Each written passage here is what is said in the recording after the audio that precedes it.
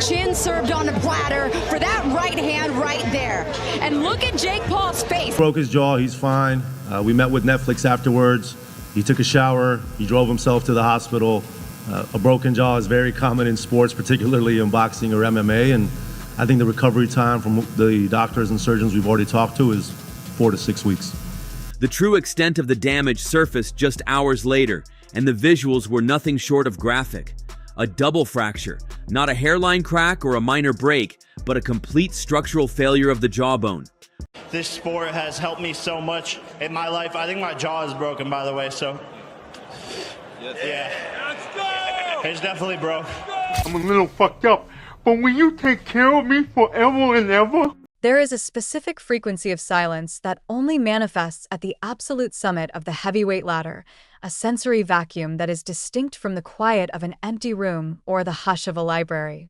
It is a heavy, suffocating suppression of sound that arrives in the split second following a collision so violent that it effectively stops the collective heart of an entire stadium.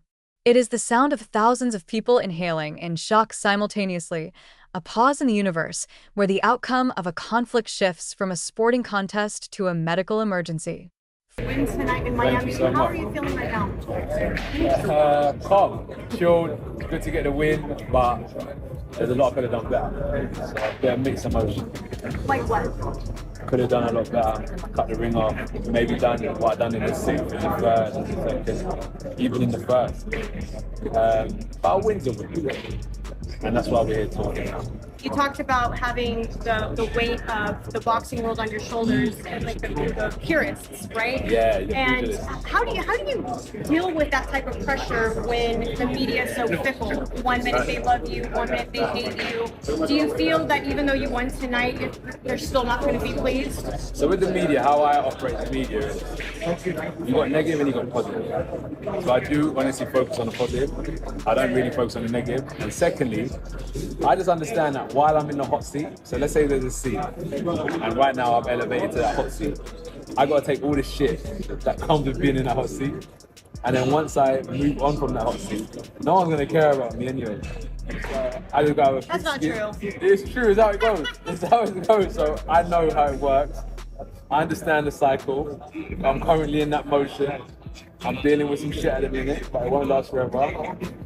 Have some tough skin, and then in a couple of years, I'll be sitting back watching someone else deal with that shit. Thank you, guys. Come on, Chan, have some tough skin, you'll be alright. Thank you. All right. Well, thank you so much Good for your to time. see you, Michelle. Great to see you too. Bye, fans. God bless. 4-5 agonizing rounds. The world watched a social media disruptor, a man who built an empire on algorithms and bravado, attempt to outangle a literal mountain of a man. Jake Paul tried to use geometry against geology, hoping that movement and angles could dismantle a seasoned heavyweight champion. But in the 6th round, the mountain moved. When Anthony Joshua's right hand finally found its home, connecting with the kind of kinetic energy that ends careers, it wasn't merely a punch. Just needs a beat down, needs humbling. Instead of eating cheeseburgers, I'm going to feed him some humble pie. It was a careering reality check, a physical thesis on the difference between a fighter who plays the game and a fighter who is born in the fire. As the referee's count echoed through the cavernous arena, reverberating off the rafters, the bravado that had constructed a multi-million-dollar influencer boxing empire was instantly replaced by the cold, clinical reality of trauma. The scene in the ring shifted instantly. 1 minute, there was the flashing of lights and the roaring of a partisan crowd. The next, there was a frightening stillness. The image of Jake Paul face down on the canvas is one that is already etched into the annals of boxing history, not just as a highlight reel moment, but as the precise second where the influencer boxing bubble collided with a wall of hardened concrete.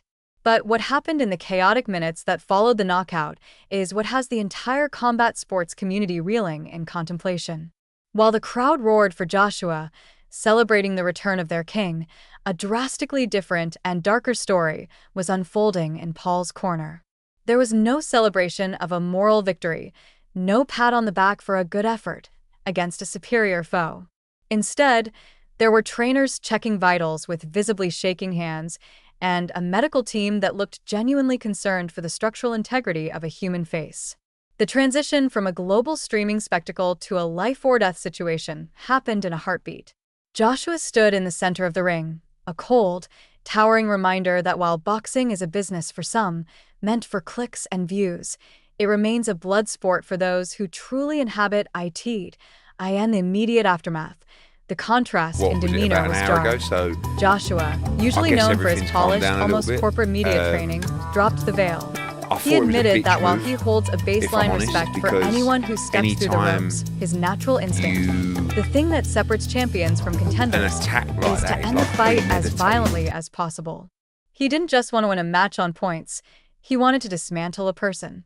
That killer instinct wasn't a metaphor for dominance.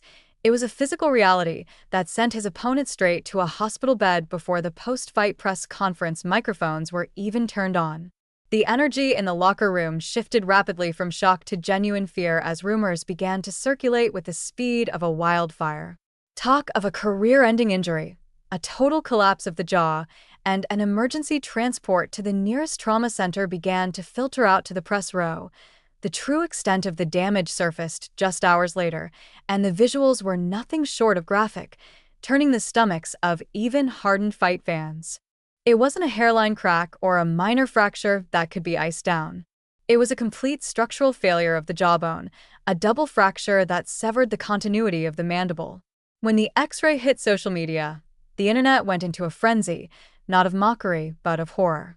Seeing the metal screws, the displacement of the bone, and the sheer havoc wreaked by a single punch made one thing very clear. This wasn't a show anymore. This was the exorbitant cost of trying to bridge the gap between an influencer with a gym membership and an elite heavyweight with a legacy. The bravado remained, of course, with Paul making wild, painkiller-fueled claims about fighting again in 10 days, but the medical reality told a much darker story. This is a road to recovery that involves months of agony, a jaw wired shut, and a liquid diet that will test the human spirit far more than any training camp ever could. Jake Paul's own words, filtered through the haze of trauma, painted a picture of regret and realization. He spoke of his mother warning him not to fight Anthony Joshua, a maternal instinct that proved prophetic. He spoke of his father pushing him toward the fire. And now, he found himself alone in a sterile hospital room, forcing liquid nutrients through a straw, realizing that the hot seat of fame comes with physical consequences that no amount of money can numb. The disconnect between his condition, broken jaw, missing teeth, impending surgery, and his continued trash talk, calling out Canelo Alvarez, suggests a level of delusion that is either admirable or pathological.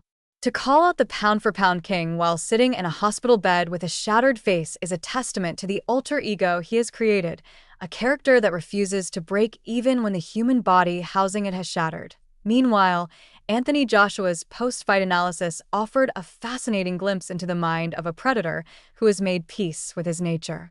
He spoke about the media cycle with a philosophical detachment, describing fame as a hot seat that one occupies temporarily. He understands the fickleness of the crowd. One minute they love you, the next they hate you, and he refuses to let it penetrate his armor.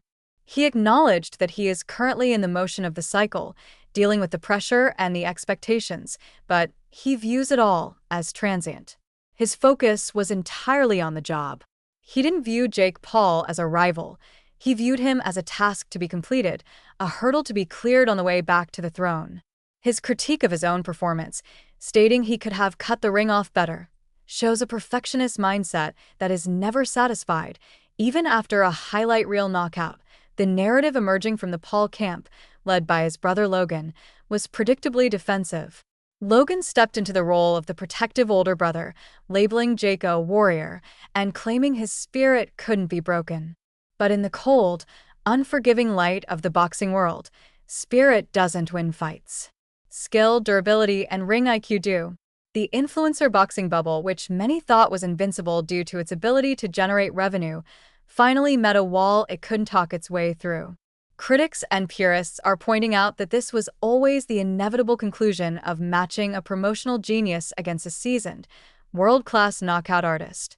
It wasn't a matter of if this would happen, but when. The critique of the fight itself was scathing from many corners.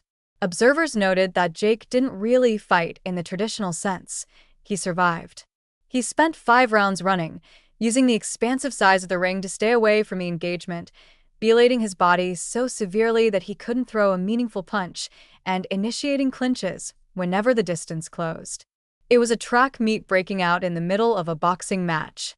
While surviving 5 rounds with AJ is a physical feat, the tactical choice to run rather than engage stripped away the moral victory argument for many hardcore fans. He didn't go out on his shield trading blows. He got caught while trying to exist on the periphery. Adding another layer of chaos to the aftermath was the reaction from the Gypsy King himself, Tyson Fury. Instead of acknowledging Joshua's dominant performance with grace, Fury took the opportunity to stir the pot, mocking the victory and claiming he would have finished the job even faster.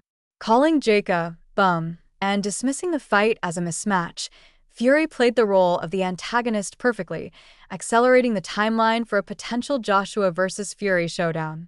Even in defeat, Paul managed to be the catalyst for massive movement in the sport, serving as the sacrificial lamb that might finally bring the two British titans together. It highlights the strange ecosystem of modern boxing, where a YouTuber's loss can facilitate the biggest heavyweight unification bout of the decade.